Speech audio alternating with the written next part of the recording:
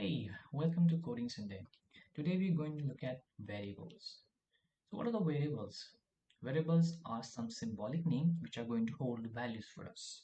Before learning variables, there are some basic data types we need to know. That is Boolean, string, integer, and float. So starting with integer anything that is like 0, 1, 2, 3, 4. That is integer, a whole number 1, 2, 3, and 4, and 5, etc.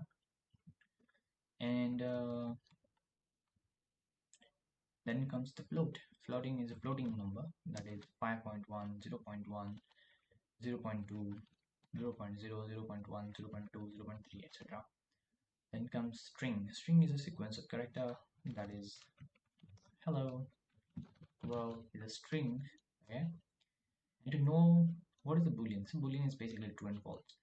If we want to know what is this data type is of, then we need to type and say whatever the data type is there. So like type of maybe say 5, we'll say integer.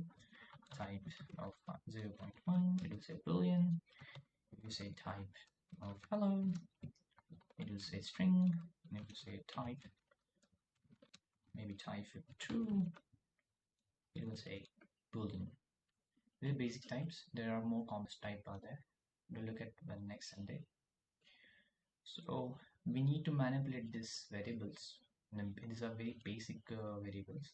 So how to assign variable, right? So x is equal to 5. This is called assignment operator. It assigns value of 5 to x. So whenever I say x, it will say 5. If I say x plus 5, it will say 10. So this x holds the value of 5 any given time. If I want to change the value of x, then I have to say x is equal to new value that is 6. And if I say now 5 plus x, it will say 11. I hope you understand, and please like, share, and subscribe. Thank you.